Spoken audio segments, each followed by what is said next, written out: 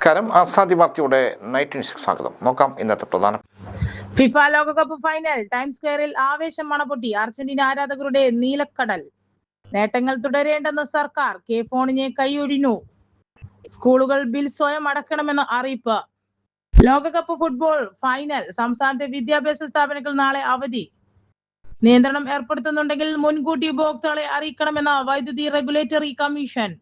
നാഗാലാൻഡിൽ മണ്ണിടിച്ചിലിൽ 4 മരണം, 13 വീടുകൾ മണ്ണിനടിയിൽ. ജമ്മുവിലെ മിന്നൽ പ്രളയം, മരണം 11ആയി. രക്ഷാപ്രവർത്തനങ്ങൾ തുടരുന്നു. US ഇറാൻ സംഘർഷം രൂക്ഷം. ആണവ നിലയത്തിന് നേരെ വ്യോമാക്രമണം. തിരിച്ചടിച്ച് ഇറാൻ. നേന്ത്രത്തിന്റെ നാട്ടിൽ കുടുംബശ്രീയുടെ ബനാന ഫെസ്റ്റ്. VS ശില്പം ഒരുങ്ങുന്നു. അച്ഛനരികെ അരുൺകുമാർ. വിശദമായ വാർത്തകളിലേക്ക് പോകാം. ഫിഫ ലോകകപ്പ് ഫൈനൽ ടൈംസ് സ്ക്വയറിൽ ആവേശം അണപൊട്ടി. അർജന്റീന ആരാധകരുടെ നീലക്കടൽ. ഫിഫ ലോകകപ്പ് ഫൈനലിൽ മുന്നോടിയായി മണിക്കൂറുകൾ ബാക്കി നിൽക്കെ ന്യൂയോർക്ക് ടൈംസിൽ സ്ക്വയർ അർജന്റീന ആരാധകരുടെ ആരവത്താൽ നിറഞ്ഞു. നിലവിലെ ചാമ്പ്യന്മാരായ അർജന്റീന ഞായറാഴ്ച ന്യൂയോർക്ക് ന്യൂജേഴ്സി സ്റ്റേഡിയത്തിൽ നടക്കുന്ന ഫൈനലിൽ സ്പെയിനിനെ നേരിടും. ഇന്ത്യൻ സമയം 12:30 മത്സരം ആരംഭിക്കും. പ്രിയപ്പെട്ട താരങ്ങളുടെ ജേഴ്സി അണിഞ്ഞ് നൃത്തച്ചുവടുകളായും ഗാനങ്ങളുമായും എത്തിയ ആരാധകർ ടൈംസ് സ്ക്വയറിനെ അർജന്റീനയുടെ നീല നിറത്തിലാക്കി. ഈ ആവേശകരമായ ആഘോഷത്തിൻ്റെ വീഡിയോ സമൂഹ മാധ്യമങ്ങളിൽ വൈറലായി കഴിഞ്ഞു. അതേസമയം ഫൈനലിൽ സ്പെയിൻ ലോകകപ്പ് ഉയർത്തുമെന്ന് പ്രവചിച്ച് മുൻ ജർമ്മൻ താരം ടോണി ക്രൂസ് രംഗത്തെത്തി. സ്പെയിനിൻ്റെ സ്ഥിരതയും തന്ത്രപ്രധാനമായ അച്ചടക്കവും ടീമിന് മുൻതൂക്കം നൽകുന്നുണ്ടെന്ന് അദ്ദേഹം വിലയിരുത്തി. ലൂയിസ് ഡീല ഫ്യൂൻഡറയുടെ ശിക്ഷണത്തിൽ സ്പെയിൻ മികച്ച ബാലൻസും മധ്യനിരയിൽ മികച്ച നിയന്ത്രണവും കാത്തുസൂക്ഷിക്കുന്നുണ്ട്.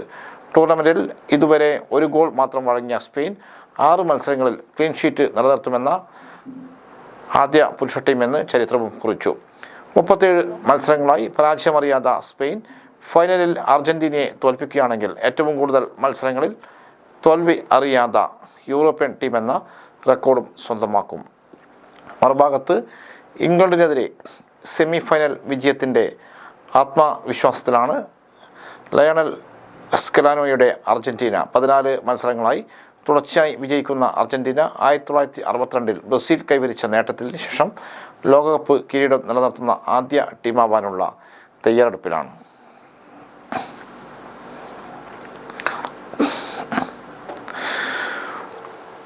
സ്കൂളുകളിൽ ഇൻ്റർനെറ്റ് സേവനം ലഭ്യമാക്കുന്ന കെ ഫോൺ സംവിധാനം നിലനിർത്തുന്ന സ്കൂളുകൾക്ക് അറിയിക്കണമെന്ന് പൊതുവിദ്യാഭ്യാസ വകുപ്പ്.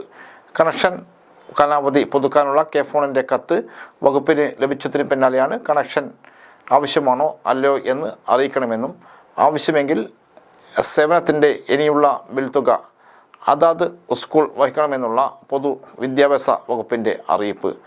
6000-ലേറെ സ്കൂളുകളിൽ കെ ഫോൺ ഉപയോഗിച്ചാണ് തടസ്സമില്ലാതെ ഇൻ്റർനെറ്റ് സേവനം ലഭ്യമാക്കുന്നത്. രാജ്യത്താദ്യമായി ഇൻ്റർനെറ്റിൻ്റെ അവകാശമായി അംഗീകരിക്കും. അതനുസരിച്ച് സേവനം നൽകാൻ സ്വന്തമായി ഒപ്റ്റിക്കൽ കേബിൾ നെറ്റ്വർക്ക് ഏർപ്പെടുത്തുകയും ചെയ്തത് കേരളമാണ്. സംസ്ഥാനത്തിൻ്റെ അഭിമാന പദ്ധതികളൊന്നായാണ് കെ ഫോൺ അറിയപ്പെടുന്നത്. ഈ സംവിധാനത്തിനോടുള്ള പുതിയ സർക്കാരിൻ്റെ മാറിയ നിലപാടിൻ്റെ ഭാഗമായാണ് ഇത്തരമൊരു സർക്കുലർ. ഉത്തരവാദിത്തത്തിൽ നിന്നും പൂർണ്ണമായും സർക്കാർ പിന്മാറുകയാണ്.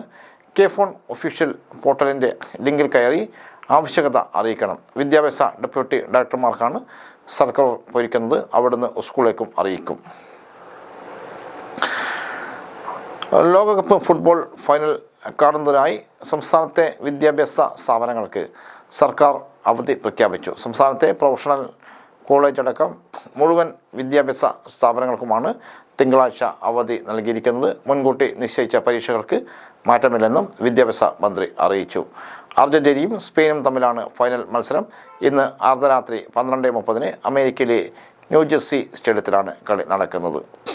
സംസ്ഥാനത്ത് വൈദ്യുതി നിയന്ത്രണം ഏർപ്പെടുത്തുന്നുണ്ടെങ്കിൽ മുൻകൂട്ടി ഉപഭോക്താക്കളെ അറിയിക്കണമെന്ന വൈദ്യുതി റെഗുലേറ്ററി കമ്മീഷൻ. ഏത് ഫീഡറിൽ എത്ര സമയത്തേക്കായിരിക്കും വൈദ്യുതി വൈകുന്നേരം തന്നെ ഉപഭോക്താക്കളെ അറിയിക്കണം. ഒരു പ്രദേശത്ത് നിയന്ത്രണം ഏർപ്പെടുത്തുമ്പോൾ നിശ്ചിത സമയക്രമം പാലിക്കണം. അടിക്കടി സമയക്രമത്തിൽ മാറ്റം വരുത്തരുത്. ഉപഭോക്താക്കളെ വിവരം അറിയിക്കാൻ KEBയുടെ SMS സംവിധാനം പ്രയോജനപ്പെടുത്തണം. അടിയന്തര ഘട്ടങ്ങളിൽ ഏത് ഫീഡർ ഓഫ് ചെയ്യണമെന്ന് അതത് സെക്ഷൻ ഓഫീസുകൾ വഴി ജനങ്ങളെ അറിയിക്കണം. കൂടുതൽ വൈദ്യുതി ലഭിച്ചാൽ നിയന്ത്രണത്തിന്റെ ദൈർഘ്യം കുറയ്ക്കാൻ KEB ശ്രദ്ധിക്കണമെന്നും റെഗുലേറ്ററി കമ്മീഷൻ നിർദ്ദേശിച്ചു. വൈദ്യുതി നിയന്ത്രണം നിലനിൽക്കുമ്പോഴും കൂടുതൽ വൈദ്യുതി വാങ്ങാനുള്ള ടെൻഡർ നടപടികൾ പൂർത്തിയാക്കാൻ KCB വൈകിപ്പിച്ചെന്ന് കമ്മീഷൻ നിരീക്ഷിച്ചു. റെഗുലേറ്ററി കമ്മീഷൻ അപേക്ഷ നൽകാൻ 14 ദിവസമെടുത്ത് കമ്മീഷൻ ചോദ്യം ചെയ്തു. വൈദ്യുതി വിപണിയിൽ വൈദ്യുതി ലഭ്യമായിരിക്കെ ലോഡ് ഷെഡിംഗ് ഏർപ്പെടുത്തിയത് വീഴ്ചയായി. കൂടാതെ ജൂലൈ മാസത്തിലെ സാഹചര്യം കണക്കിലെടുക്കാതെ ഏപ്രിലിലെ പഴയ കണക്കുകൾ വെച്ച് ആസൂത്രണം നടത്തിയതും അശാസ്ത്രീയമെന്ന് കമ്മീഷൻ ചൂണ്ടിക്കാട്ടി. പകൽ സമയം വൈദ്യുതി മിച്ചമുള്ളപ്പോൾ പുറത്തുനിന്നും വാങ്ങുന്നതിൽ ദിവസവും 1 കോടി യൂണിറ്റ് വേണ്ടെന്ന് വെക്കാൻ KCBക്ക് കഴിയുന്നില്ല. ഇതിന് ഫിക്സഡ് ചാർജ് നൽകുന്നത് ബോർഡിന് സാമ്പത്തിക നഷ്ടമുണ്ടാക്കുന്നുണ്ട്. വൈദ്യുതി ദൗർലഭ്യം പരിഹരിക്കുന്നതിനായി 200 മെഗാവാട്ട് അധിക വൈദ്യുതി വാങ്ങാൻ കമ്മീഷൻ അനുമതി നൽകി. മഴ ലഭിക്കുകയോ വിപണിയിൽ നിന്നും ആവശ്യത്തിന് വൈദ്യുതി ലഭിക്കുകയോ ചെയ്തില്ലെങ്കിൽ നിലവിലെ നിയന്ത്രണം തുടരേണ്ടി വരും. ജമ്മുവിലെ മിന്നൽ പ്രളയം, മരണം 11, രക്ഷാപ്രവർത്തനങ്ങൾ തുടരുന്നു. ജമ്മു കാശ്മീരിലെ പുഞ്ചിയിലും രജൌരിയിലും ഉണ്ടായ മിന്നൽ പ്രളയത്തിൽ മരണം 11, നിരവധി പേരെ മേഖലയിൽ കാണാതായിട്ടുണ്ട്. ശനിയാഴ്ച രാത്രി കനത്ത മഴയെ തുടർന്ന് നദികൾ കരകവിഞ്ഞൊഴുകുകയും നിരവധി പ്രദേശങ്ങൾ വെള്ളത്തിനടിയിലാവുകയും ചെയ്തു. മേഖലയിൽ ദുരന്ത നിവാരണ സേനയിലും പോലീസും ചേർന്ന് രക്ഷാപ്രവർത്തനങ്ങൾ തുടരുകയാണ്. ലഫ്റ്റനന്റ് ഗവർണർ മനോജ് സിൻഹയും മുഖ്യമന്ത്രി ഒമർ അബ്ദുള്ളയും സ്ഥിതിഗതികൾ നിരീക്ഷിച്ചു വരികയാണെന്നും പ്രളയബാധിത കുടുംബങ്ങൾക്ക് ആവശ്യമായ എല്ലാ സഹായങ്ങളും ഉറപ്പാക്കുമെന്നും അറിയിച്ചു. പ്രളയത്തെ തുടർന്ന് കനത്ത നാശനഷ്ടമാണ് ഉണ്ടായിരിക്കുന്നത്. നിരവധി വാഹനങ്ങൾ മഴയിൽ ഒലിച്ചുപോയി. ചെനാബ് നദിയിലെ ജലനിരപ്പ് ഉയർന്നതിനെ തുടർന്ന് റിയാസി ജില്ലയിലെ സലാൽ ഡാമിന്റെ ഗേറ്റുകൾ തുറന്നു. നദീതീരങ്ങളുള്ളവർ ജാഗ്രത പാലിക്കണമെന്ന് അധികൃതർ മുന്നറിയിപ്പ് നൽകി. അതേസമയം ജമ്മുവിൽ ജൂലൈ 23 വരെ മഴ തുടരുമെന്നാണ് കാലാവസ്ഥാ വകുപ്പ് അറിയിച്ചിരുന്നത്. പൊതിച്ചോർ വിതരണത്തിൽ മലക്കമറിഞ്ഞ് മന്ത്രി K മുരളീധരൻ. ആശുപത്രികളിലെ പൊതിച്ചോർ വിതരണം എന്തുവില കൊടുത്തും തടയുമെന്ന് പ്രഖ്യാപിച്ച ആരോഗ്യമന്ത്രി K മുരളീധരൻ പ്രതിഷേധം ശക്തമായതോടെ മലക്കം പറഞ്ഞു. ആശുപത്രികളിൽ രോഗികൾക്കും കൂട്ടിരിപ്പുകാർക്കും ഭക്ഷണം നൽകുന്നതിന് സർക്കാർ എതിരെന്നും ആലപ്പുഴ മെഡിക്കൽ കോളേജിലെ കാര്യം മാത്രമാണ് പറഞ്ഞതെന്നും അത് പൊതുവായി എടുക്കേണ്ടതില്ല എന്നുമാണ് പുതിയ വിശദീകരണം. തന്റെ മുൻ പ്രസ്താവനയെ പൊതുവായി വ്യാഖ്യാനിക്കേണ്ടില്ലെന്നാണ് മന്ത്രിയുടെ പുതിയ നിലപാട്. ആലപ്പുഴ മെഡിക്കൽ കോളേജിലെ പ്രത്യേക സാഹചര്യം കണക്കിലെടുത്താണ് പ്രതികരിച്ചതെന്ന് മുരളീധരന്റെ വാദം. എന്നാൽ നേരത്തെ നടത്തിയ പല പ്രതികരണങ്ങളും ആലപ്പുഴ മെഡിക്കൽ കോളേജിലെ പ്രത്യേക സാഹചര്യമാണെന്നും മന്ത്രി വ്യക്തമാക്കിയിരുന്നില്ല.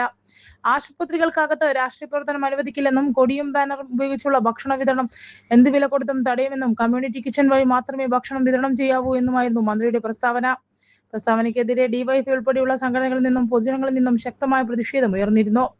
വർഷങ്ങളായി രോഗികൾക്കും കൂട്ടിരിപ്പുകാർക്കും ആശ്വാസമാകുന്ന സൗജന്യ പൊതിച്ചോർ വിതരണം നിർത്തരുതെന്ന ആവശ്യവുമായി സാധാരണക്കാരും രംഗത്തെത്തി. പൊതിച്ചോർ വിതരണം തുടരുമെന്ന് ഡിവൈഎഫ്ഐ പ്രഖ്യാപിച്ചു. ഇതിനിടെ കരുണാകരന്റെ പേരും ചിത്രവും പതിച്ച ബോർഡുകളുടെ കോട്ടയത്ത് യൂത്ത് കോൺഗ്രസ് പ്രവർത്തകർ നടത്തുന്ന പൊതിച്ചോർ വിതരണത്തിന്റെ ചിത്രങ്ങളും K മുരളീധരന്റെ പേരിലുള്ള ഭക്ഷണ വിതരണ ബോർഡുകളും സമൂഹ മാധ്യമങ്ങൾ പ്രചരിച്ചു. മറ്റുള്ളവരുടെ പേരിലുള്ള പൊതിച്ചോർ വിതരണം സേവനവും ഡിവൈഎഫ്ഐയുടേത് മാത്രം രാഷ്ട്രീയ പ്രവർത്തനമാകുമെന്നത് എങ്ങനെയെന്ന ചോദ്യവും ശക്തമായി. വിമർശനം കനത്തതോടെയാണ് ആശുപത്രികളിൽ ഭക്ഷണം നൽകുന്നതിന് സർക്കാർ എതിരെന്നും ആഹാരത്തിന് രാഷ്ട്രീയമോ മതമോ ജാതിയോ ഇല്ലെന്നും പുതിയ വിശദീകരണവുമായി മന്ത്രി രംഗത്തെത്തിയത്. ഭക്ഷണം ആര് നൽകുന്നു എന്നത് വിഷയമല്ലെന്നും പാവപ്പെട്ടവർക്ക് ഭക്ഷണം ലഭിക്കണമെന്നുമാണ് സർക്കാരിന്റെ താല്പര്യമെന്നും അദ്ദേഹം പറഞ്ഞു. പൊതിച്ചോർ നിരോധിച്ചിട്ട് എന്ത് നേട്ടമാണ് സർക്കാരിനും മന്ത്രിക്കുമുള്ളത്? പിണറായി വിജയൻ. ഹൃദയപൂർവ്വം പൊതിച്ചോർ വിതരണം അവസാനിപ്പിക്കുന്ന ആരോഗ്യമന്ത്രിയുടെ പ്രഖ്യാപനത്തിനെതിരെ പ്രതിപക്ഷ നേതാവ് പിണറായി വിജയൻ സർക്കാർ ആശുപത്രികളിൽ രോഗികൾക്കും കൂട്ടിരിപ്പുകാർക്കുമായി ഡിവൈഎഫ്ഐ വർഷങ്ങളായി മുടങ്ങാതെ നടത്തിവരുന്ന പൊതിച്ചോർ വിതരണം നിരോധിക്കുന്നതും കൊണ്ട് എന്ത് നേട്ടമാണ് UDF സർക്കാരിനും ആരോഗ്യമന്ത്രിക്കുമുള്ളതെന്ന് അദ്ദേഹം ചോദിച്ചു. പൊതിച്ചോർ വിതരണം പോലെ ജനോപകാരപ്രദമായ ഒരു പ്രവർത്തനം ആശുപത്രികളിൽ നിരോധിക്കാനാണ് സർക്കാരിന് തിടുക്കം. ഇവർക്ക് ആരോടാണ്, എന്തിനോടാണ് പ്രതിബദ്ധത? രാഷ്ട്രീയ വൈരമല്ല, ജനങ്ങളുടെ ക്ഷേമമാണ് ഒരു സർക്കാരിനെ നയിക്കേണ്ടത്. വിശക്കുന്നവന് ആഹാരം നൽകുക എന്നത് മനുഷ്യത്വമാണ്. അത് തിരിച്ചറിയാനുള്ള വിവേകമെങ്കിലും ഒരു ജനാധിപത്യ സർക്കാരിന് ഉണ്ടാകേണ്ടതുണ്ടെന്നും പിണറായി വിജയൻ ഫേസ്ബുക്കിൽ കുറിച്ചു. നാഗാലാൻഡിൽ മണ്ണിടിച്ചിലിൽ 4 മരണം, 13 വീടുകളിൽ മണ്ണിനടിയിൽ. നാഗാലാൻഡിലെ മോൺ പട്ടണത്തിൽ കനത്ത മഴയെ തുടർന്നുണ്ടായ മണ്ണിടിച്ചിലിൽ 4 പേരുടെ മൃതദേഹം കണ്ടെത്തി. കുട്ടികളുൾപ്പെടെ 8 പേർ മരിച്ചതായാണ് സംശയം. ഡിഫൻസ് കോളനിയിൽ ഞായറാഴ്ച പുലർച്ചെയുണ്ടായ മണ്ണിടിച്ചിലിൽ 13 വീടുകൾ പൂർണ്ണമായും മണ്ണിനടിയിലായി. 4 പേരുടെ മൃതദേഹങ്ങൾ പുറത്തെടുത്തതും കുടുങ്ങിക്കിടക്കുന്നവരെ കണ്ടെത്താനുള്ള തെരച്ചിൽ തുടരുകയാണെന്നും മോൺ ഡെപ്യൂട്ടി കമ്മീഷണർ ബെന്നിയെ കന്യക് അറിയിച്ചു. സംസ്ഥാന ദുരന്ത പ്രതികരണ സേന, ജില്ലാ പോലീസ്, അസം റൈഫിൾസ്, പ്രദേശവാസികൾ എന്നിവരുടെ നേതൃത്വത്തിലാണ് രക്ഷാപ്രവർത്തനം നടക്കുന്നത്. മോൺ പട്ടണത്തിന്റെ മറ്റു ഭാഗങ്ങളിലും നിരവധി മണ്ണിടിച്ചിലുകൾ റിപ്പോർട്ട് ചെയ്തതായി ജില്ലാ ഭരണകൂടം അറിയിച്ചു. നദീതീരത്തെ രൂക്ഷമായ മണ്ണൊലിപ്പ് സമീപത്തെ നിരവധി വീടുകൾക്കും ഭീഷണിയായിട്ടുണ്ട്. മരിച്ചവരുടെ കുടുംബങ്ങൾക്ക് 4 ലക്ഷം രൂപ വീതവും പരിക്കേറ്റവർക്ക് 74,000 രൂപ വീതവും അടിയന്തര ധനസഹായം നൽകുമെന്ന് മുഖ്യമന്ത്രി നെഫ്യൂ റിയോ പ്രഖ്യാപിച്ചു. നാഗാലാൻഡ് സംസ്ഥാന ദുരന്ത നിവാരണ അതോറിറ്റി, ജില്ലാ ഭരണകൂടം, ജില്ലാ ദുരന്ത നിവാരണ അതോറിറ്റി, സംസ്ഥാന ദുരന്ത പ്രതികരണ സേന, പോലീസ്, അസം റൈഫിൾസ്, പ്രാദേശികവാസികൾ എന്നിവർ സംയുക്തമായാണ് രക്ഷാപ്രവർത്തനം നടത്തുന്നതെന്ന് മുഖ്യമന്ത്രി അറിയിച്ചു. ഇറാൻ സംഘർഷം രൂക്ഷം. ആണവ നിലയത്തിന് നേരെ വ്യോമാക്രമണം. തിരിച്ചടിക്ക് ഇറാൻ. ജോർദാനിൽ US സൈനികർ കൊല്ലപ്പെട്ടതിൽ പ്രതികാരവുമായി ഇറാനെതിരെ തുടർച്ചയായ 8ാം രാത്രിയും ശക്തമായ ആക്രമണം നടത്തി അമേരിക്ക. ഇറാന്റെ തീരദേശ നിരീക്ഷണ കേന്ദ്രങ്ങൾ, വ്യോമ പ്രതിരോധ സംവിധാനങ്ങൾ, മിസൈൽ സംഭരണശാലകൾ എന്നിവയ്ക്ക് പുറമെ നിർമ്മാണത്തിലിരിക്കുന്ന ദാർക്കോവിൽ ആണവ നിലയത്തിന് നേരെയും US യുദ്ധവിമാനങ്ങളും ടൊമഹോക്ക് ക്രൂസ് മിസൈലുകളും പതിച്ചു. ആണവ നിലയത്തിനാണ് നേരെയുള്ള ആക്രമണം അന്താരാഷ്ട്ര നിയമങ്ങളുടെ ലംഘനമാണെന്ന് ഇറാന്റെ ആറ്റോമിക് എനർജി ഓർഗനൈസേഷൻ പ്രതികരിച്ചു. US ആക്രമണത്തിന് തൊട്ടുപിന്നാലെ ഇറാനും തിരിച്ചടിച്ചു. കുവൈറ്റിലെ 2 US സൈനിക താവളങ്ങൾക്ക് നേരെ ഇറാൻ ഡ്രോൺ ആക്രമണം നടത്തി.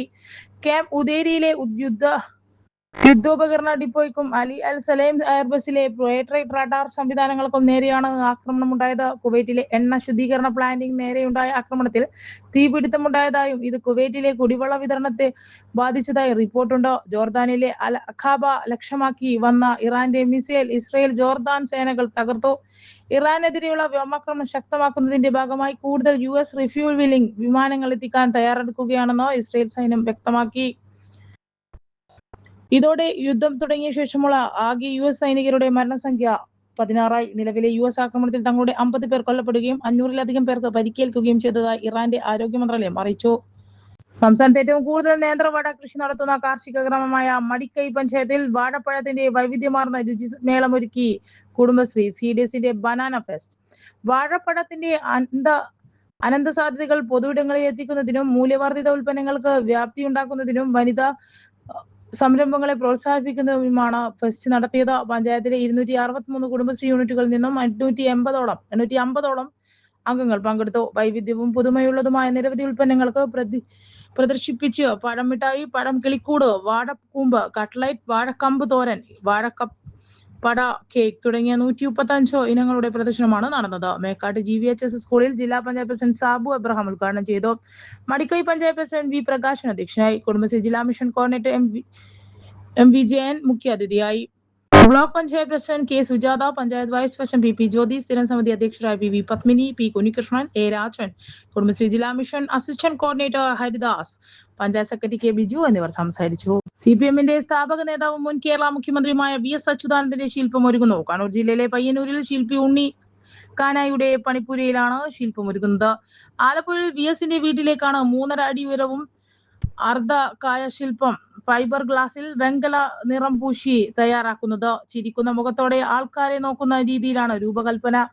VSന്റെ മകൻ അരുൺകുമാർ കളിമണി മണ്ണിൽ നിർമ്മിച്ച ശില്പം വിലയിരുത്താൻ കാനായിലെ പണിപ്പുരയിലെത്തി നിർദ്ദേശങ്ങൾ നൽകി.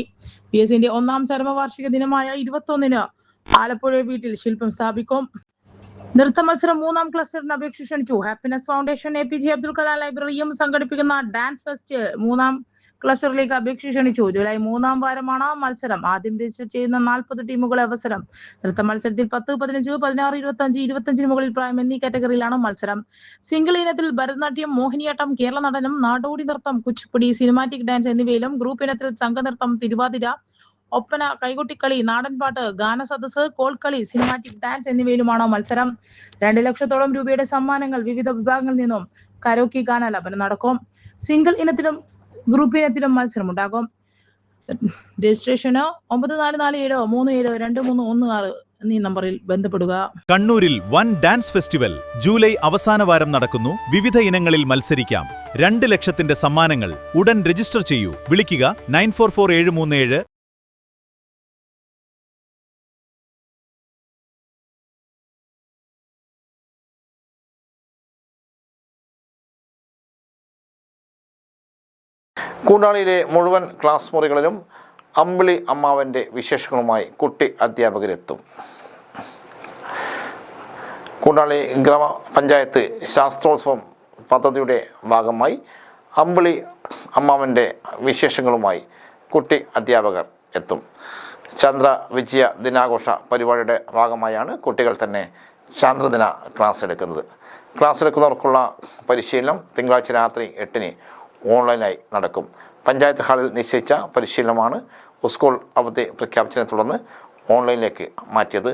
സ്കൂളുകളിൽ നിന്ന് 2 വീതം അധ്യാപകരും വിദ്യാർത്ഥികൾക്കുമാണ് ഓൺലൈൻ ക്ലാസ് പങ്കെടുക്കുക. പരിശീലനം ലഭിച്ച അധ്യാപകർ ആ സ്കൂളിലെ മുതിർന്ന കുട്ടികൾക്ക് പരിശീലനം നൽകിയും അവരുടെ നേതൃത്വത്തിൽ മറ്റ് ക്ലാസ്സുകളിൽ ചന്ദ്ര വിജയദിന പരിപാടി അവതരിപ്പിക്കുകയും ചെയ്യും. പഠനകാലത്ത് തന്നെ കുട്ടികളെ ക്ലാസ്സെടുക്കാൻ പ്രാപ്തരാക്കുന്ന എന്ന യുനെസ്കോ തീരുമാനത്തിൻ്റെ അടിസ്ഥാനത്തിലാണ് പഞ്ചായത്തിലെ 15 സ്കൂളുകളെയും 206 ക്ലാസ് മുറികളിലും തിരഞ്ഞെടുത്ത കുട്ടികൾ ക്ലാസ് നൽകുന്നത്. ഓൺലൈനായി ശാസ്ത്രസാഹിത്യ പരിഷത്ത് മുൻ ജില്ലാ പ്രസിഡന്റ് KP പ്രദീപ്കുമാർ പരിശീലനം നൽകും. ശാസ്ത്രസാഹിത്യ പരിഷത്തിൻ്റെ അക്കാദമിക് സഹായത്തോടെയാണ് സ്കൂളുകളിൽ പദ്ധതി നടപ്പാക്കുന്നത്. ഇതോടെ ഇന്നത്തെ അസാധ്യ വാർത്തകൾ സമാപിച്ചു. വീണ്ടും നാളെ കാണാം.